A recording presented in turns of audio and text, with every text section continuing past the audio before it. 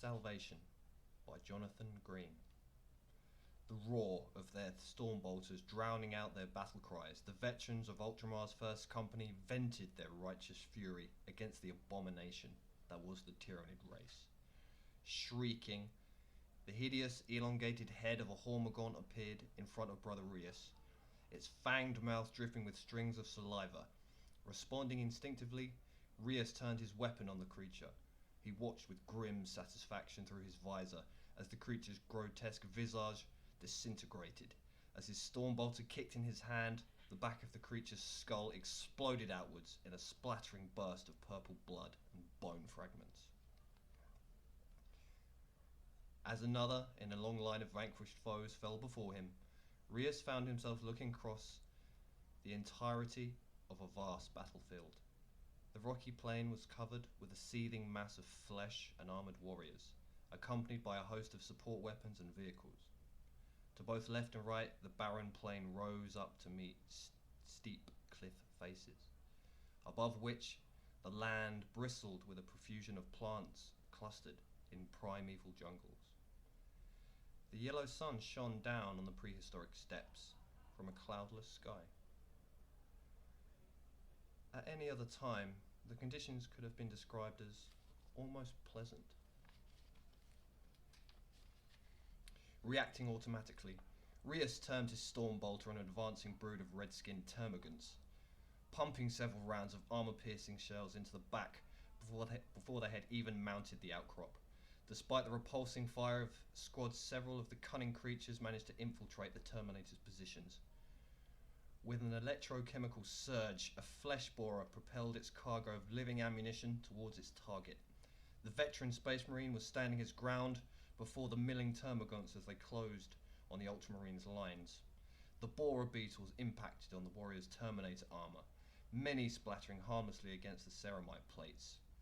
A few survived, expending their remaining life energy in gnawing through the armor with their viciously gnashing teeth.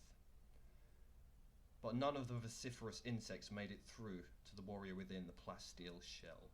The Marine's response was to swing his free right hand, enclosed by its power fist, into the termagant's body.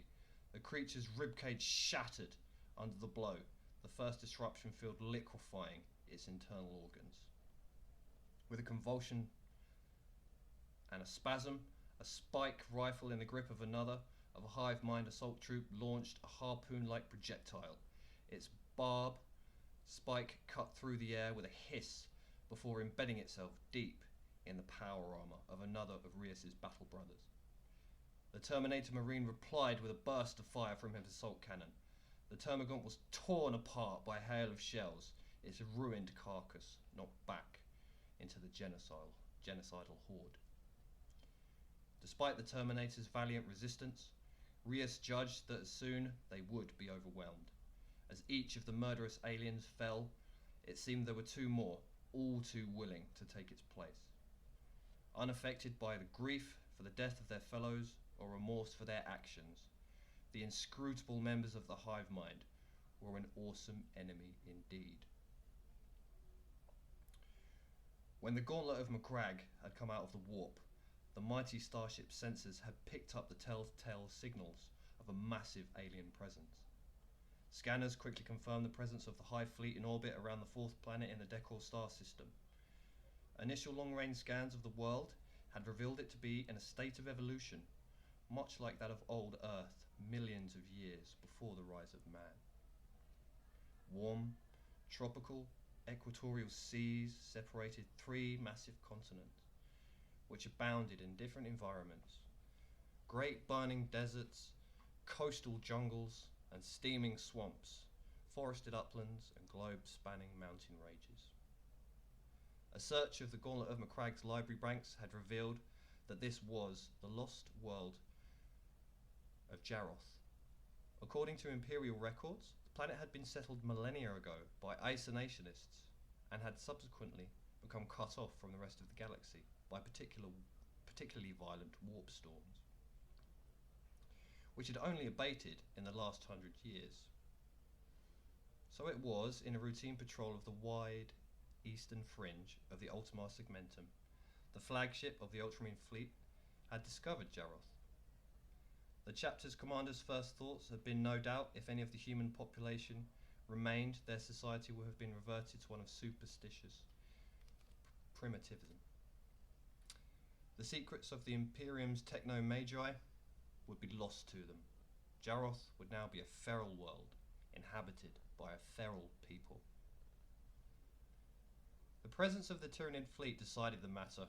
Whatever the state of its population, Jaroth was just the sort of world that the Great Devourer would relish in plundering of all life, human or otherwise. The galaxy-spanning entity that was the Tyranid race was vociferous in its appetite.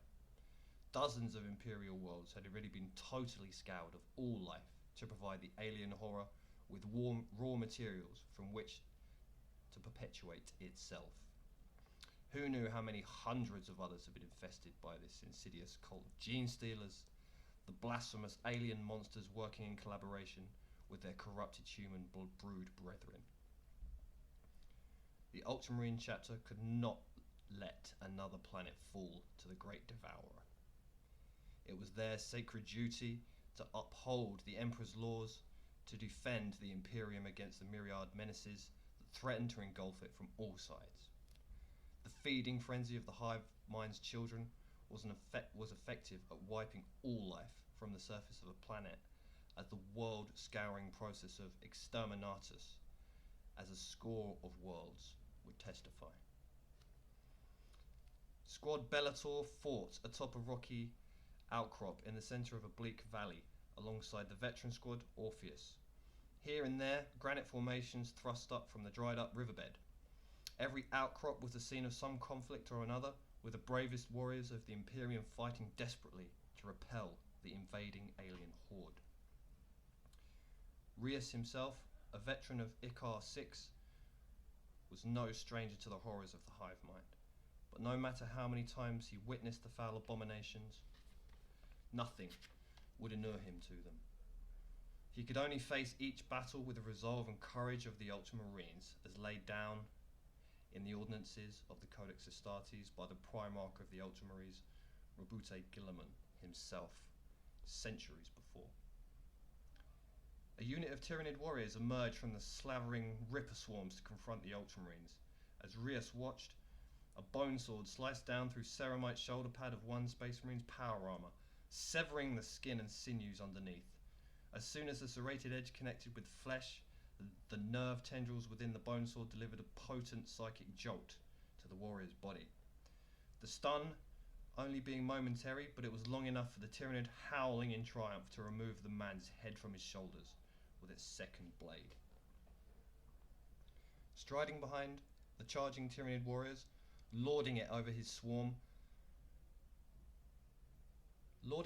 swarm, the Hive Queen's consort came into view.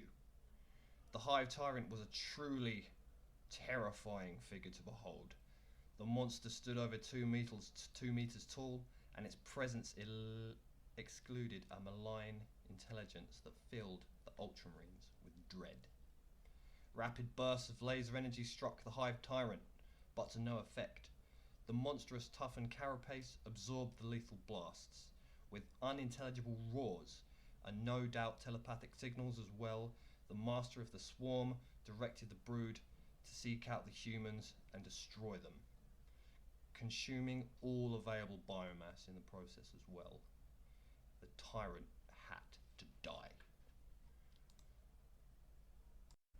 Miles overhead, thrusters fired, desperately turning the vast spacecraft on its axis, but it was too late, and the gauntlet of Macragge collided violently with the asteroid-sized pod launched from the hive ship.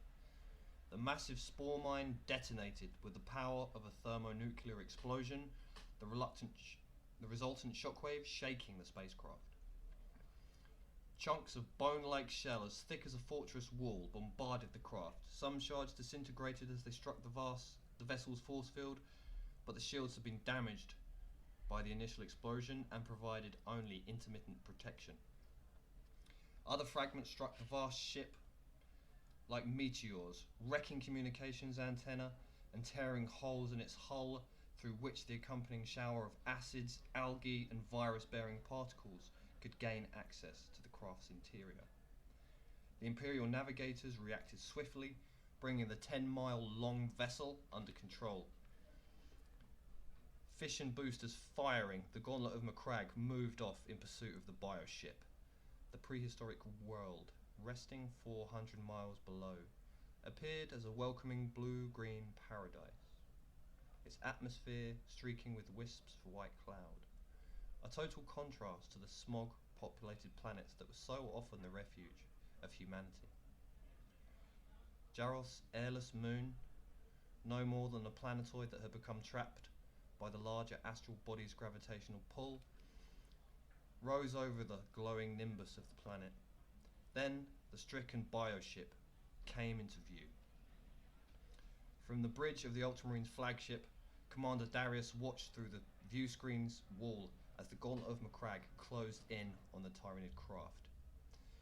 The gigantic, curled body of the organic vessel was tilted at a strange angle and appeared to be drifting. However, as the mighty Gothic cruiser closed the distance between itself and the Tyranid craft, Darius could see yet more spore mines and other sleek, finned creatures being disgorged from the bioship's gaping hangar-wide mouth. On my mark, hit that abomination with everything we've got, the commander ordered the soldiers at the fire control panels. Returning to the throne of command, Darius sat down, never once taking his stern gaze from the monstrosity displayed before him on the view screen. His brow furrowed. Fire! 100 turbo lasers blazed into life, great beams of intensely focused light energy striking the already weakened Tyranid mothership. In a blaze of coruscating fire, the Nautilus shell of the massive space-travelling organism splintered, mountainous shards flying from the creature as its soft internal organs ruptured and its body depressurized, its 100-mile-long innards spilling into space. The great creature dropped away from the cruiser as if it was caught in Jaros' gravitational field. The bioship plunged towards the planet's surface through the atmosphere, its shattered shell growing red hot. As Darius watched, the organism began to burn, its pink flesh cooking as it hurtled planetward. The Terminator squad moved cautiously through the undergrowth, with grizzled Sergeant Bellator at its head. The Space Marines covered the jungle in front of them and to either side with sweeps of their guns, monitoring their motion sensors for signs of potential hostile life. The surrounding trees were alive with sound. Unknown bugs clicked and hummed while mosquito-like insects, as long as a man's hand, buzzed around the armoured warriors. With the defeat of the Hive Tyrant, the Tyranid hordes had been thrown into disarray. Pressing home their advantage, the elite warriors of the Imperium had routed the foul alien enemy. The less determined Termagants and Hormagaunts had fled immediately, but the rampaging bestial Carnifexes continued to hammer the Space Marines' ranks. Even when its fellows lay dead around it, one of the Screamer Killers relentlessly charged a Razorback. Smashing into the tank, the alien horror sized through the plasteel armour, its razor-edged killing arms flailing. A living engine of destruction, the Carnifex had gutted the vehicle and slaughtered its crew before it fell by a bombardment of missiles from an ultramarine whirlwind. There was a screeching cry from deep within the trees to the right of the Terminator's pass. Sergeant Bellator fired off several rounds from his Stormbolter into the foliage. All went quiet again. Precautionary fire, Bellator's growling voice came over the Terminator's comm units. It could have been a Tyranid. Had it been a Tyranid? Rios wondered. It could have just been one of Jaros' indigenous life forms. There was no way of knowing. With the main Tyranid force wiped out, the Terminators had been sent into the jungle to carry out a clean-up operation. With the Hive Tyrant gone, many of the Tyranid troops had gone rogue, randomly attacking Space Marines that far outnumbered them, or fled into the primeval jungles where it was harder for the Ultramarines to follow. Although the Tyranids had been defeated, The veteran squad was still tense with anticipation. The Ultramarines' lines were miles away and out of their depth of the jungle. They were as much the aliens as the Tyranids. "There's something up ahead," Brother Julius said, breaking the communication silence. The others checked their motion sensors. Several red blips had appeared on the outer limit of the small displays. "Be ready, brothers," the squad sergeant hissed. The Fons gave way to a clearing. On the far side of a glade was the crumpled fuselage of an Ultramarines Thunderhawk gunship. It was instantly obvious to the veterans what had happened. A broad hole gaped in the side of the engine housing. Its edges were corroded with an acidic slime, and splinters of bone were lodged in the plasteel hull around it. The living cannon of a biovore had fulfilled its deadly purpose. Having been fatally hit by the spore mine, its crew no longer able to control it, the aircraft had come down on a forested plateau. A scorched path through the jungle showed where the Thunderhawk, its engines burned, had seared through the trees. It had flattened everything in its wake until it ploughed into the clearing, the soft soil thrown up around it, putting out the fires. But what had happened to the crew? "Spread out," Bellator instructed, as the Terminators immediately began to take up appropriate positions around the crashed craft. The blips were still present on the motion sensors. From the reading, Rios could see that almost all the organisms were actually inside the drowned gunship, and yet, however, the Terminators had made no visual contact with them. Were they the injured crew, Tyranids, or denizens native to the planet? Were they hostile or totally harmless? As if in answer, Rios heard the sergeant's voice come over the comms unit again. "Expect the worst." Cautiously, the squad strode across the glade, the servo assists in their cumbersome suits whirring, closing in on the Thunderhawk with every step. When the craft had gone down, it had probably assumed that the crew had perished. However, it was just as likely that the crash would have gone unnoticed to the Ultramarines commanders, as wave after wave of miasmic spores hurtled down onto the teeming battlefield. Whatever the case, a rescue attempt had not been ordered. From Rios' motion sensor, it appeared that the creatures inside the Thunderhawk had stopped moving. Were they aware of the Terminators approaching them? There were too many blips for it to be any of the surviving crew members, the Marine convinced himself. But were they Tyranids? Brother Hastus was the first to reach the crumpled fuselage. He edged his way towards the open cargo bay hatchway as the others covered him. Several seconds dragged on as Hastus checked the interior of the cargo bay. A wave of his power fist and the rest of the squad moved in.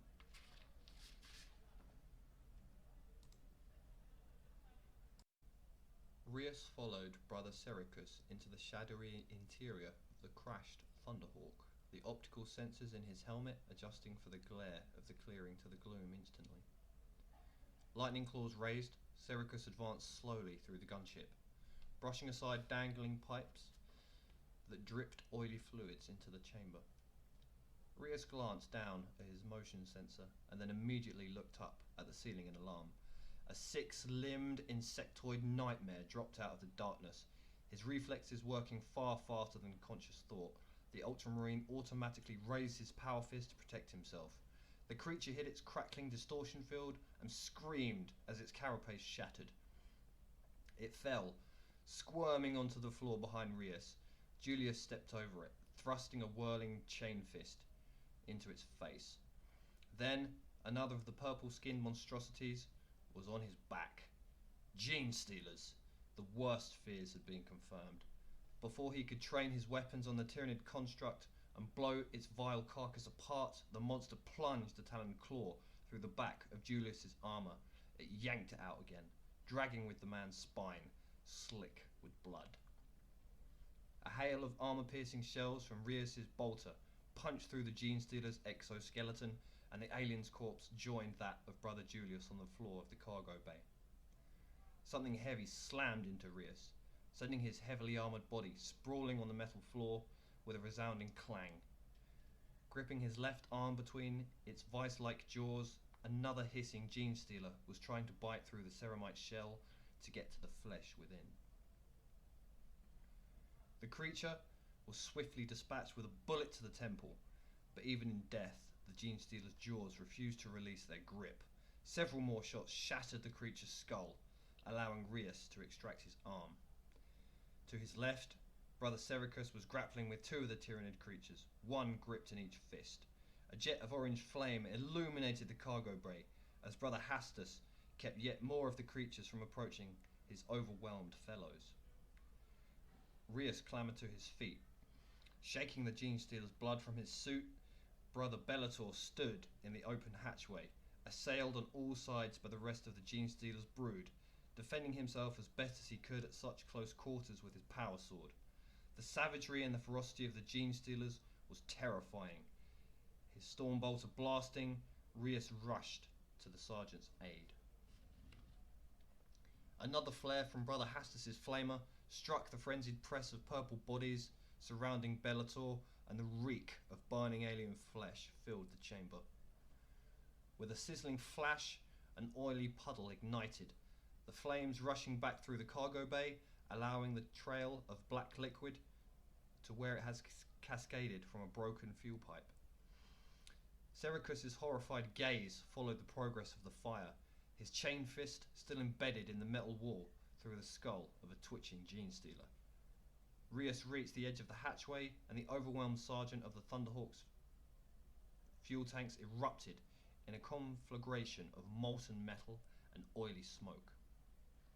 The force of the explosion threw the Ultramarines out of the cargo bay, flinging him right across the clearing. Rius's body slammed into the thick tree trunk. The unconscious Terminator slumped to the ground. The weight of his heavy armour embedded his body in the soft ground. Flames engulfed the wreckage of the gunship.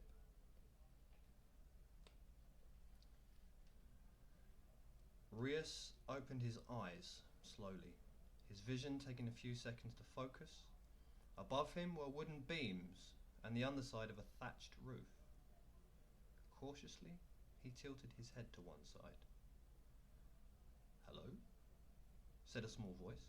Sitting only a few feet from him was a human child. His keen blue eyes regarded him with intense fascination. She wore a simple smock, and her waist-length auburn hair hung in a plait over one shoulder.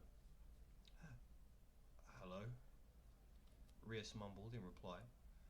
His tongue felt thick, and there was the taste of stale saliva in his mouth. "My name's Melina," the girl child said. "What's yours?" Still only half conscious, Rius tried to focus on the girl's question so that he could provide an answer, but he couldn't. A nebulous fog obscured what parts of his memory from him. "I don't know," he muttered, bewildered. "Where am I?" "You're at home, in our house. Why don't you know your own name?" Ignoring the girl's question, Rius scanned the room from where he lay. It was small and Spartan. The only furniture in it, apart from the bed, was a chair and a small table on which rested a wash basin. Lying on his back in a rough wooden bed, he could feel the straw mattress beneath him. "You do have a name, don't you?" the girl persisted. "Come away now, Melina. Let our visitor rest." Rius swiveled to find the source of the second voice. A man had entered the room. He also wore plain peasant clothing, and although only in his 30s, Rius judged he already begun to lose his hair. "You must be tired," the man added, addressing Rius himself now. "We will leave you in peace." No, Rias found himself demanding, something of the old authority in his voice returning. What happened to me? You do not know? The man asked, incredulously. Are you not a warrior of the Emperor himself, fallen from the stars? Rias stared at the man with incomprehension. Am I? How did I get here? We saw the stars falling to the earth, and knew that it was an omen. The menfolk set off into the untamed lands, as our elders instructed. We found you in the forest. You are unconscious and badly injured, the man explained patiently. We brought you back to the farm and did what we could for you. At first, we were not sure if you would survive, but your holy armor had helped to keep you alive. You have been asleep for almost a week. Desperately, Rias tried to clear the fog in his mind and piece together his shattered memories. He could remember nothing clearly from before the moment when he had awoken. There were only trace images of terrible, unreal monsters and a distant sound of battle, like the last lingering fragments of a nightmare that are forgotten with the coming of dawn. Who am I? What am I? Rias's voice was no longer aggressive and demanding, more like that of a pitiful child. The man and his daughter looked at him sadly. I am sorry, the man spoke wistfully. We can heal your body as best we can, but we cannot minister to your mind. We cannot help you to remember. That is something that you will have to do yourself, given time. A sorrowful silence descended over the room for several moments. Nobody moved. You save me? Rias said, humbly. The man smiled. Then I know what I must do, Rias continued. I owe you my life, so now I must repay the debt. I pledge myself to your service. I will do whatever you wish. Rias tried to sit up, and immediately white-hot daggers of pain shot through his body. His face a mask of agony, he collapsed back onto the bed. You must rest, the man chided gently. Tomorrow is another day. Then we will see.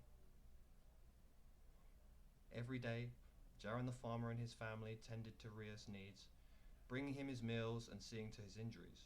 The little girl, Melina, was a constant companion. The time Rias spent with the child, hearing her the youthful adventures of helping her with her letters, filled him with joy and gave him new strength to face the long haul to recovery ahead. But it was not to be a long recovery. Within days his wounds had healed as if they had never had been. He was able to leave his bed and walk again. He began helping out around the farmhouse where he could. Jaron and his family, along with the other villagers, were in awe of Rias's restorative powers. The injuries he had suffered would have taken a mortal man months to recover from, if he did at all. Truly, he is a warrior from the stars, the people said, and heaped blessings upon the Emperor for sending them a saviour. Yet each day, Rias still came no closer to resolving his own internal struggles, no nearer to remembering who he was or where he came from. Only a fortnight after his arrival at the farm, Rias was able to set to work in the fields. Jaron and his family were the owners of a few tidy acres at the edge of a village, which consisted of nothing more than a collection of farms, a mill, and the local tavern. During the following months, he learned much about the people of the village and their customs. They spent most of their days toiling in the fields in order to raise crops from the unforgiven land. It appeared that the humans fought a constant battle with the surrounding jungle, the untamed lands, as the farmers had called them. Wherever trees were cleared to provide more land for growing cereal crops or to graze animals, the primeval forest reclaimed an acre left fallow on the farm's boundaries. Weeds seemed to grow more readily than wheat, and much of the villagers' time was spent clearing them from the fields. It seemed that the forest didn't want humans there, and were trying to evict its unwelcome tenants. Rias joined Jeren and his family in their own battle with the jungle. He would be the first up at dawn, taking a mighty axe to the twisted trunks, and the last to return to the farmhouse at dusk. The other villagers marvelled at the Starman, as they called him, for his strength was many times that of the other humans. Soon, he was also helping the other farmers, single-handedly repairing broken wagons and erecting barns for the grain harvest. There was not one person among the villagers who did not welcome Rias's assistance. But all he learned about the resilient, magnanimous people who had taken him in, he was still no wiser as to his own origins. Perhaps he began to think the villagers were right, that he had been sent from the stars in order to help these kind people in their plight. The growing conviction was strengthened by news that came to Jeren's farm one chill morning. A small party of farmers arrived at Jeren's door, out of breath and in a state of agitation. Jeren and the farmers spent a few minutes in anxious conference before returning to Rias. "What is it?" Rias asked, concerned. "Last night, Old Man Hawk's place was attacked by something that came out of the forest. Hosk died trying to defend the home, but his wife and children escaped." Jeren paused, as if he had hardly believed what he was about to reveal himself. "They say it was a monster, as big as a house with the strength of a giant." And then there were the terrible, unearthly screams heard outside Klim's farm during the night. This morning, Klim found his entire herd slaughtered in the fields and his grain stores razed to the ground. Everyone in the village is too terrified to go after the beast. They want you to hunt the monster down for them and kill it. "You're the only one that can kill the Screamer, Starman," one of the petitioners added. "Will you help us? Won't you?" The Screamer. The name troubled Rias. He was certain that he had heard it before, and that it spelled danger. Despite his unease, however, now was his chance to repay the people for their kindness and fulfill his purpose. "Of course I will." Taking up his axe, Rias left the farm with Jeren and the other villagers and headed for what remained of Hosk farmstead. At the head of the valley in which the ruined farm lay, he saw the farmers' descriptions of a devastation had not been exaggerated. Most of the village buildings had been demolished as if something huge had ploughed straight through the wattle walls. Suddenly, the uneasy quiet of the morning was broken by a blood-curdling, high-pitched, bestial scream that cut through Rias like a knife. "What was that?" he demanded, turning to the crowd of farmers huddled behind him. "That was the Screamer," one of them replied nervously. The howling beast emerged from the line of trees on the far side of the valley, although still over a mile away. Thanks to his enhanced eyesight, Rias was able to make out the monster quite clearly. He saw the bleached, bone-like dome of its head, the great curved arms, the crushing hooves, the tough, chitinous hide. Instantly, Rias's mind was awash with terrifying images and recalled sensations. Slavering jaws, burning acid, stinging tentacles, blood-drenched talons, fetid, decay-ridden breath, a nightmare of purple and crimson. It was as if someone had opened the floodgates that had been holding back his memory. Temporarily stunned, as forgotten experiences came crashing back into his mind, all Rias could do was stand stock still, staring at the beast that banished his amnesia. "What is it, Starman?" Jeren asked. "No, not that. Rias. I am Rias," the Space Marine mumbled, shaking his head as if coming out of a troubled dream. I know who I am, what I am. His thoughts and words became more focused and determined. I know where my destiny and duty lie. Where is my armour? Where are my weapons? Hefting aside the bales of straw, Jeren uncovered the trapdoor set into the floor of the barn. I always thought that one day you would ask for it back. When we found you, it was encrusted with dried blood and in a condition not befitting a warrior of the Emperor.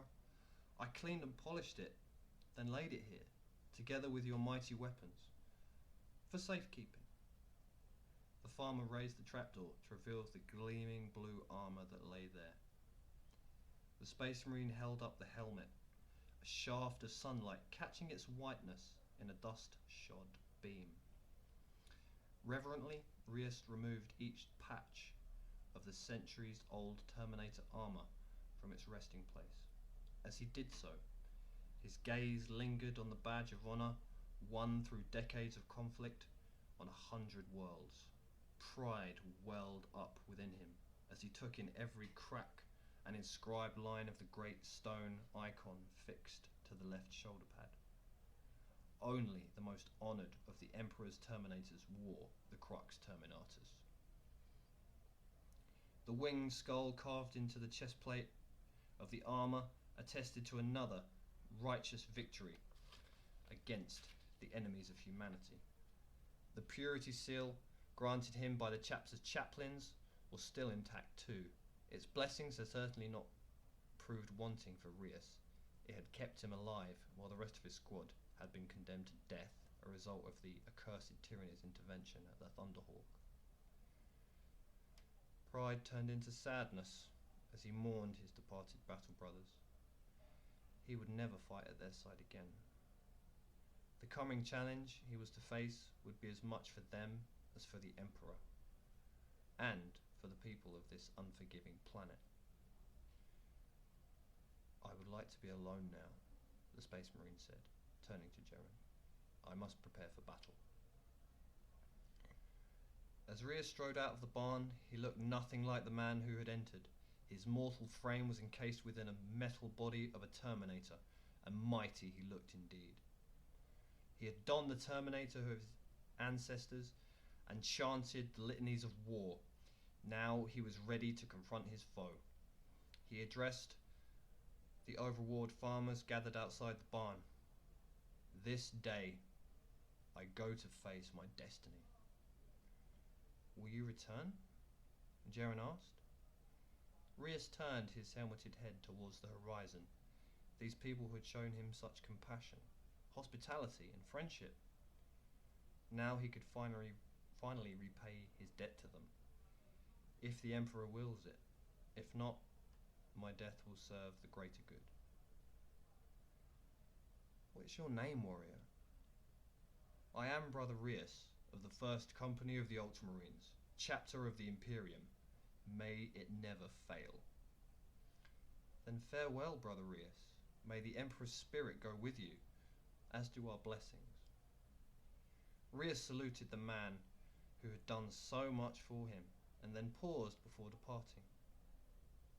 Jeren, will you do something for me? Of course, my friend. Name it. Remember me. With that, the Ultramarine turned his back on humanity and strode off down the track away from the farm towards the primitive jungle to meet his destiny. Brother Riest froze. There it was again, a rustling in the undergrowth ahead of him. He checked his motion sensor. There was definitely something there. But was it his quarry or yet another tree fox? He had hunted the beast for 3 solid days without resting, having followed its tracks from the ravaged farmstead that now lay many miles behind him.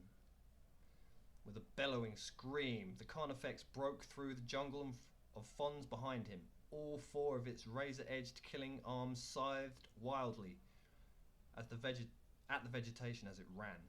Instinctively, Riest hurled his heavily armoured body to one side out of the way. himself crashing through the undergrowth. As he hit the ground, his storm bolter was already spitting round after round of devastating fire in the direction of the rampaging Tyranid. Still screaming, the Carnifex ground to a halt and turned, ready to charge Rius a second time. The Screamer Killer well deserved both its name and the reputation that went with it. The piercing cry of the Carnifex was enough to discourage the most resolute of men, while its diamond-hard, sickle-shaped arms could tear apart Rius' ceramite armour as easily as it could his flesh. Its chitinous hide was virtually impenetrable to normal weapons, and the great mass of its rounded body made it unstoppable as it slammed across any battlefield. This must be the last of its foul kind on the planet, Rius decided, left behind as he himself had been after the defeat of the Hive Mind's forces.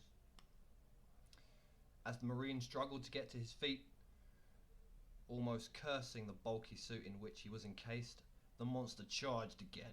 The Carnifex hit the Terminator with the force of a mortar shell, forcing the air out of his lungs and throwing his body into the air. Rius crashed to the ground, splintering the branches of a tree on the way down, landing at the top of a steep, densely forested slope. The impetus of the charge and the subsequent momentum of his own body sent Rius rolling over the edge, tumbling through the undergrowth. He came to rest at the bottom of the slope, stunned and crying out in agony. It was like trying to wrestle a tank. Doing his best to suppress the pain, mentally, Rius got to his feet. The fall had knocked out a servo assist in the left leg of his suit, so that he now walked with an acute limp. It would also slow him down. He was standing in a clearing at the edge of the Great Plateau, and, looking out beyond the cliff edge, he saw the prehistoric terrain, shrouded by the smoke of distant grumbling volcanoes. Down in the broad valley, partially buried under a layer of ash, were the distinct outlines of alien skeletons and twisted metal hulks. This was where the Battle of Jarroth had been won, and where the conflict in the war would take place. A high-pitched screech accompanied the sound of a huge shape ploughing through the jungle towards the Space Marine. The Carnifex burst through the trees and stopped. A disgusting purple fluid oozed from several small holes of its chest, where the extremely tough bone and cartilage had been punctured. He had managed to wound the beast. The Emperor be praised. However, his excitement almost instantly turned to disappointment. The flow of alien blood stopped, and before his very eyes the wounds began to heal themselves. The Carnifex was regenerating. The great creature's shoulders heaved, as if the Tyranid was breathing heavily. The deafening scream continued as the Carnifex pawed the ground with its crushing horned hooves, as crackling fields of bioelectricity energy flickered through the scissoring arms. As Rius watched transfixed, the creature convulsed violently, and a glowing green ball of plasma emerged from the fang-lined mouth. Trapped in the energy field of the beast's claws, the Carnifex was able to determine the direction in which it would fire the incandescent missile. Rius ducked as a scorching ball of plasma hurtled towards him. The blazing gout splashed against the Terminator's back, bathing the armour in licking green flames. At once, the ceramite began to sizzle and dissolve. Still safe as yet inside his suit, Rius raised his bolter, took careful aim, and fired. As many shells rebounded off the reinforced carapace as penetrated it, and those that did wound the creature seemed to make little or no difference, as the Tyranid's supernatural vitality and single-minded desire for slaughter drove it onwards. A new pain shot through the Ultramarine's nervous system as the bioplasma reached his skin, having eaten through his armour. Rius realised that there was only one thing to do. He braced himself. As the rampaging monster ran at him, he prepared to meet his charge. not flinching as the distance between the pair rapidly decreased. As the monster hit him head on, Rius grabbed the creature around the waist, and at the same moment he could not contain his agony and screamed. A jagged, curving arm sliced his armour and deep into his side. The Ultramarine was now face to face with the Tyrannid. Surprised by the enemy's retaliation, the creature lost control of its charge and stumbled, its momentum carrying the two of them rolling towards the edge of the plateau. The hulking monster towered over him. Rius gagged at the stench of the Carnifex's reeking breath, its grotesque face mere inches from his visor. The Marine could feel his lifeblood seeping away. It was now or never. With the last of his failing strength, he lifted his gun and rammed its muzzle between the monster's jaws. Depressing the trigger, he emptied the rest of the cartridge into the Carnifex's mouth. Shells blasted through the back of the creature's malformed head. Others ricocheted around its toughened skull, liquefying its tiny brain. Rius knew he was dead, but it no longer mattered. He had reclaimed his honour and identity and repaid his debt to the people who had saved him from ignominy. Thanks to him, he could die the death of an Ultramarine. Trapped within the Carnifex's grasp, he could not stop the great bulk of the beast dragging him with it as it toppled over the edge of the plateau. Locked in the inescapable embrace of death, Brother Rius and the Tyrannid fell into oblivion. The battle for Jarroth was finally over. Well, ladies and gentlemen, I really hope you enjoyed that as much as I enjoyed reading it. One or two little mistakes I must apologise for. But I am still quite new to this, so please forgive me. I'll do my best to get better and better each time I do this. Just in case you wanted to know the details, the book from which these stories come is called Into the Maelstrom.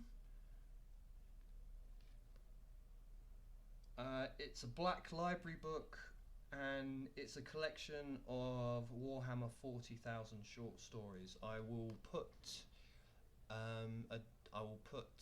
something about it in the description below. Please hit the like button if you enjoyed it. Let me know what you liked, what you didn't like. I would really appreciate some feedback. Thank you very much. The Emperor protects.